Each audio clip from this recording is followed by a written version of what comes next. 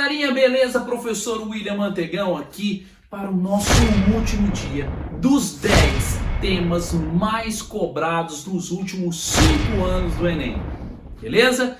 É muito bom a gente chegar aqui ao final dessa websérie, mas os estudos não param, né? Então, se você não assistiu os vídeos anteriores, corre aí na nossa playlist, assista, baixe os materiais, se gostar, deixa o seu like, ativa as notificações e fique por dentro de tudo que está acontecendo nesse canal, que vai vir muita coisa boa por aí, beleza? Então, bora parar de enrolação? Toca a vinheta!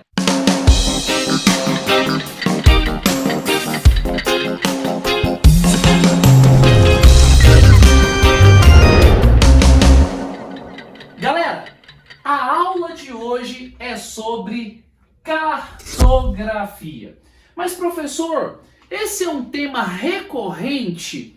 Bom, de forma direta, nem tanto, né? Mas de forma indireta, esse tema aparece em qualquer vestibular que vá cobrar geografia, né? E ele não aparece só na geografia. A linguagem cartográfica é muito importante para a espacialização dos fenômenos. Então, quando nós estamos pensando lá na biologia, eu quero falar de um bioma, eu quero falar de uma área, né, com um determinado fenômeno, eu vou utilizar o mapa. Eu vou falar lá na matemática, eu vou falar de escala, eu vou falar de proporção, eu vou falar de área. Eu vou falar aqui na geografia, eu quero falar de geopolítica, eu quero falar de regionalizações, eu vou utilizar a linguagem cartográfica.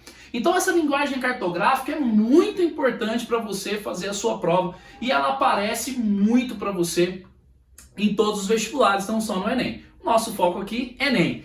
Bom, quando nós pensamos a cartografia, então, é essa ciência responsável pela produção de mapas, essa área da ciência responsável por produzir os mapas. Os mapas apresentam alguns elementos importantes, como título, né, que vai identificar do que o mapa vai falar, legenda, escala, orientação e a fonte, né? De onde que eu estou retirando essas informações. Esses elementos do mapa são fundamentais para você fazer uma leitura.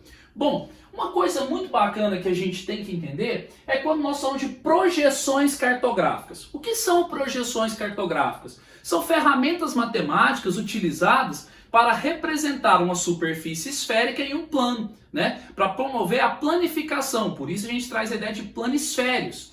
As projeções cartográficas podem ser cilíndricas, cônicas, azimutais, também chamadas de planas, ok? Bom, quando nós pensamos nessas projeções, o Enem aparece com essas duas aqui que sempre é mais puxado, né?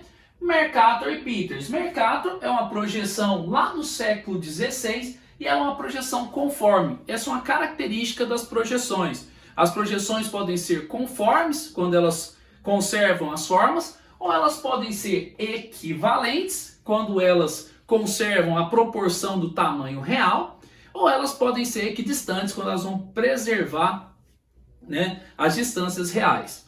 Existe um outro tipo também, uma outra propriedade, que são chamadas de afiláticas. As afiláticas é utilizadas mais para fins didáticos, elas fazem um esforço para puxar, né, para deixar a conformidade, a equivalência, a equidistante mais próximos. Lembrando que não existe uma projeção perfeita. Os mapas sempre apresentarão distorções.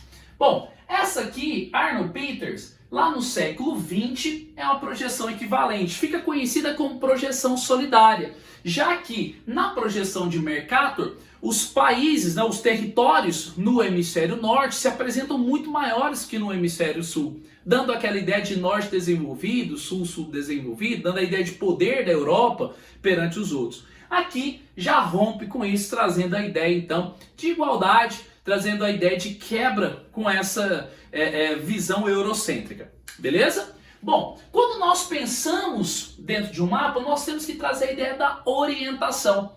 Orientação é muito importante, e aqui nós temos a rosa dos ventos, onde nós temos os pontos cardeais, norte, sul, leste e oeste, os pontos colaterais, nordeste, sudeste, sudoeste e noroeste. E esses pontos intermediários aqui, nós chamamos de pontos subcolaterais, que está sempre entre um ponto cardeal e um ponto colateral.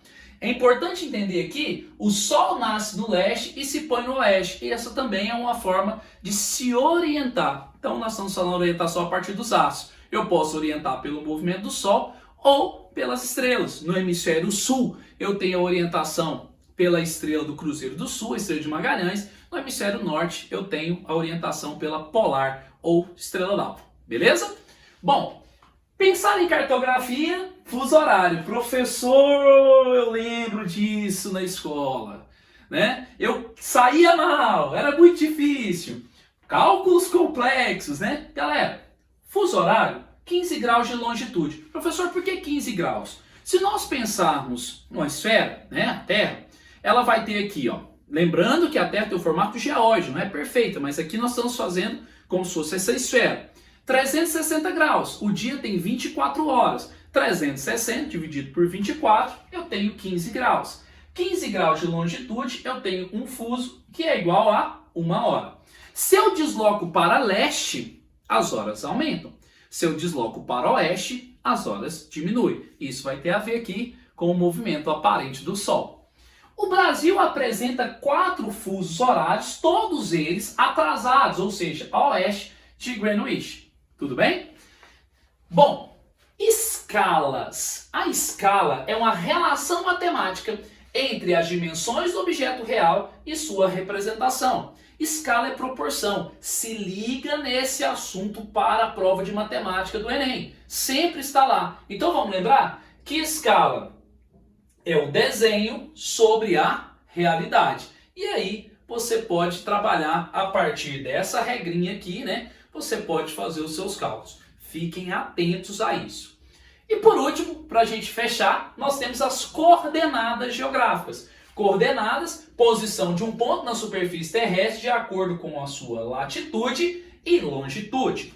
Latitude é a distância em graus de qualquer ponto até a linha do Equador. Lembra? Nós temos os paralelos e os meridianos. Os paralelos vão me dar as latitudes. A distância desses paralelos em relação da linha do Equador, eu tenho a latitude. A distância dos meridianos em relação ao meridiano central, que é o meridiano de Greenwich, eu tenho a longitude. Se eu tenho latitude e longitude, né, essas distâncias, lembra disso? Eu tenho as distâncias, eu acho o ponto. A latitude é medida de norte a sul, longitude leste a oeste. Tudo bem? Galera, muito obrigado pela sua presença aqui. Baixa o material, estuda muito, continua ligado aqui no canal. Se puder, deixa o seu like, se inscreva no canal, ative as notificações e até semana que vem com a outra websérie que está chegando por aí. Um abraço, fica com Deus!